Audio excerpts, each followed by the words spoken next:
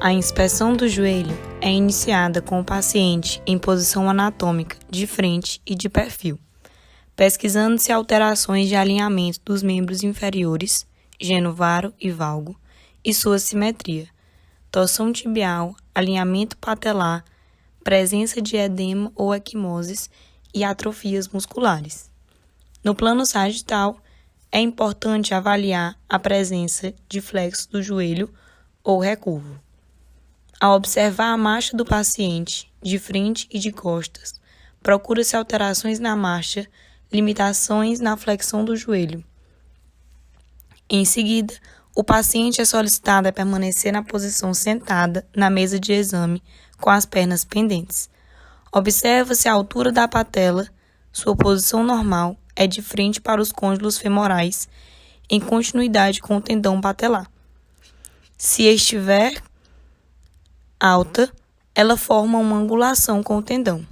Nesse momento, pede-se que o paciente estenda os joelhos, observando a movimentação da patela. Em casos de instabilidade fêmuro-patelar, a patela se lateraliza na extensão completa. Com o paciente em decúbito dorsal, observa-se alterações no tegumento, cicatrizes cirúrgicas prévias e o trofismo do quadríceps. Para cálculo do ângulo Q, traçam-se duas linhas que partem do centro da patela em direção à espinha ilíaca anterior superior e à tuberosidade anterior da tíbia, sendo considerado normal até 20 graus. Iniciaremos a palpação com o paciente relaxado em decúbito dorsal, para detectar se há aumento do volume do joelho por espessamento sinovial ou presença de líquido intraarticular. Realizaremos o sinal do rechaço articular. Com uma das mãos, palpa-se a bolsa suprapatelar e com a outra a região infrapatelar. O líquido presente na articulação desloca-se para debaixo da patela. Com um dos dedos indicadores livres, pressiona-se posteriormente a patela, quando então sentimos a flutuação e o seu choque contra a tróclea. Em seguida, palparemos todas as eminências ósseas do joelho, que são pontos de inserção ligamentar ou tendinosas à procura de áreas dolorosas. A dor localizada no polo proximal da patela indica processo inflamatório do tendão quadricipital e a dor no polo distal, inflamação do tendão patelar. Avaliação femoropatelar. Avalia-se a mobilidade da patela em todas as direções. Com o joelho em extensão, em uma flexão de 30 graus, realiza-se a compressão sobre o sulco femoral.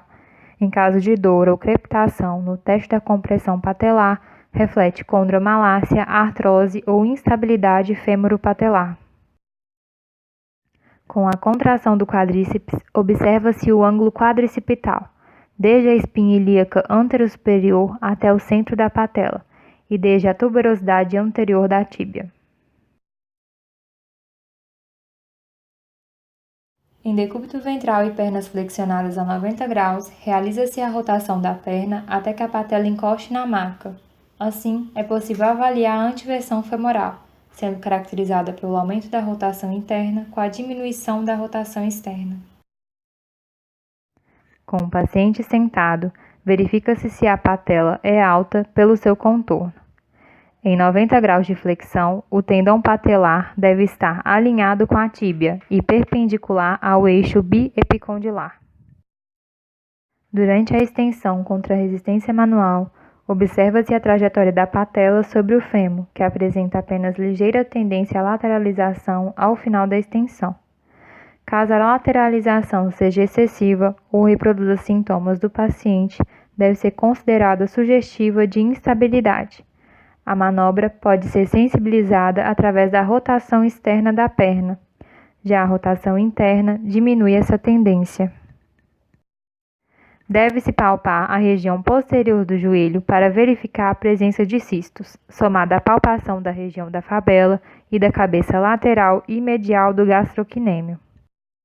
Para investigar a instabilidade femoropatelar ou luxação recidivante, a lateralização da patela durante a flexão causa dor ou sensação de luxação iminente, chamado de sinal da apreensão. O teste de McMurray é descrito para a identificação das lesões dos cornos posteriores dos meniscos.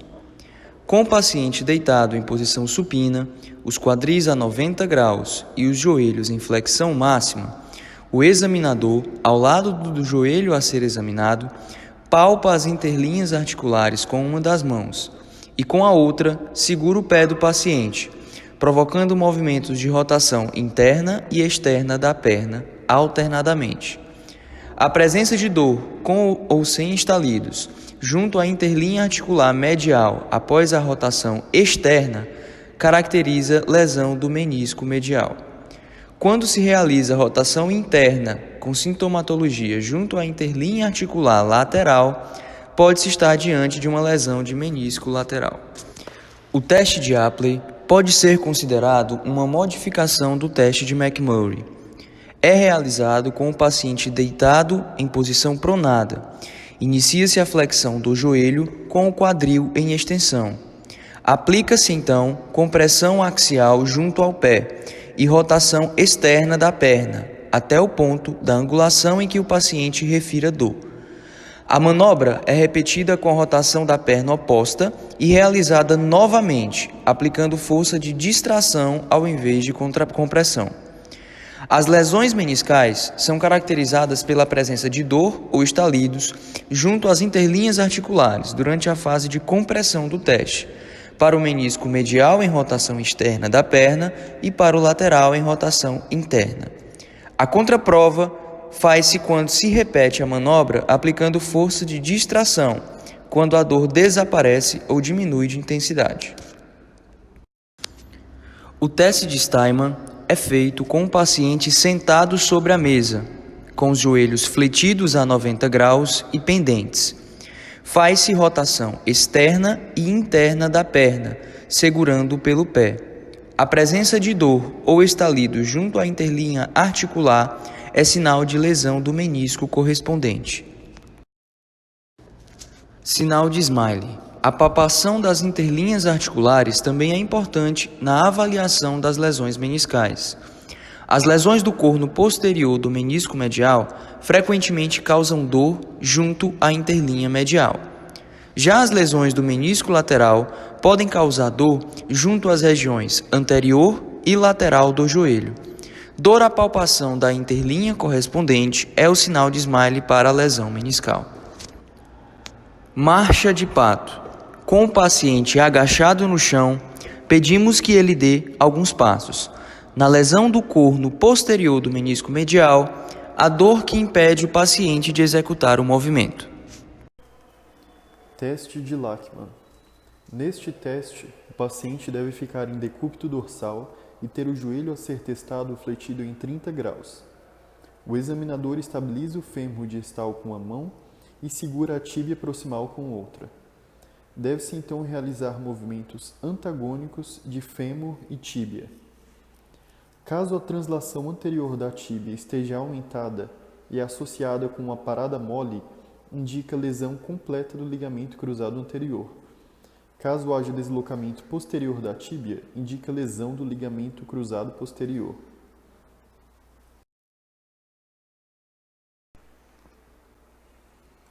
Teste de Hugstone e Lewis, ou Jerk Test. Paciente em decúbito dorsal, com flexão do quadril em 45 graus e do joelho em 90 graus.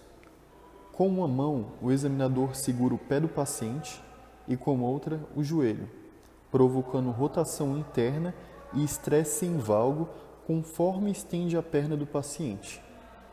Em casos de ruptura do ligamento cruzado anterior, haverá subluxação anterior da tíbia lateral, chamada de ressalto, a cerca de 30 graus de flexão do joelho.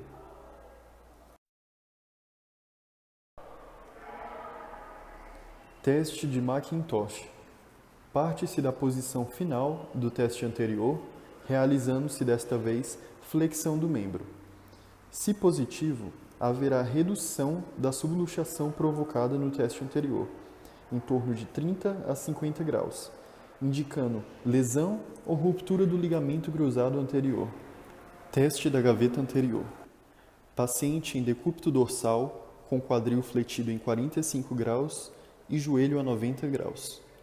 O examinador senta sobre o pé do paciente para dar apoio e realiza tração da tíbia para frente, provocando deslizamento anterior da perna sobre a coxa. Deve ser pesquisado em rotação neutra, em rotação interna e em rotação externa. Palpar com os polegares e determinar de que lado, medial ou lateral, o deslocamento da tíbia é maior. Este teste avalia lesões no ligamento cruzado anterior. Teste da gaveta posterior. Este teste é semelhante à gaveta anterior, porém, a força sobre a tíbia é aplicada de frente para trás e avalia lesões no ligamento cruzado posterior. Teste da gaveta posterolateral. Este teste é semelhante ao teste da gaveta posterior, porém, a perna é rodada externamente em cerca de 15 graus. Se houver lesões de estruturas do compartimento posterolateral e ainda mais se associado à lesão de ligamento cruzado posterior, haverá posteriorização aumentada da tíbia vinculada à rotação externa do platô tibial lateral. Teste Pivot Shift reverso.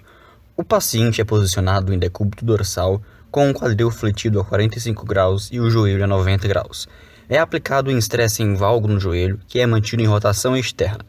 À medida que é estendido progressivamente, há um ressalto, a 20 graus de flexão.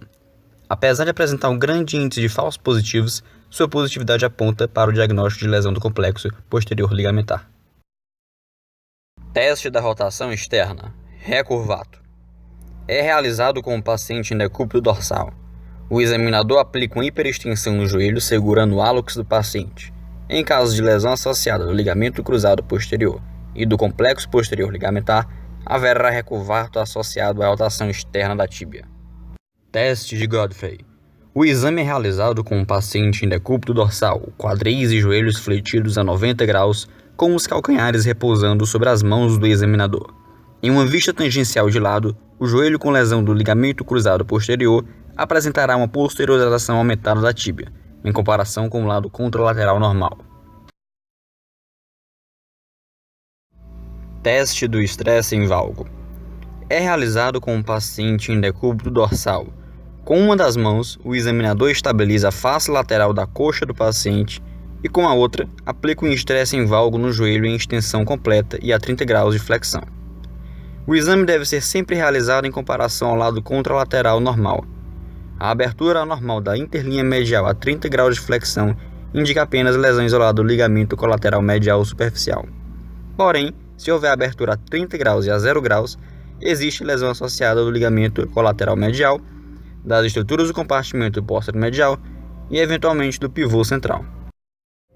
Teste de estresse em varo. É realizado com o paciente em decúbito dorsal. Com uma das mãos, o examinador estabiliza a face medial da coxa do paciente e com a outra aplica um estresse em varo no joelho em extensão completa e a 30 graus de flexão. O exame deve ser sempre realizado em comparação ao lado contralateral normal. A abertura normal da interlinha lateral a 30 graus de flexão indica apenas lesão isolada do ligamento colateral lateral. Porém, se houver abertura a 30 graus e a 0 grau, existe lesão associada do ligamento colateral lateral, das estruturas do compartimento posterolateral e, eventualmente, do pivô central.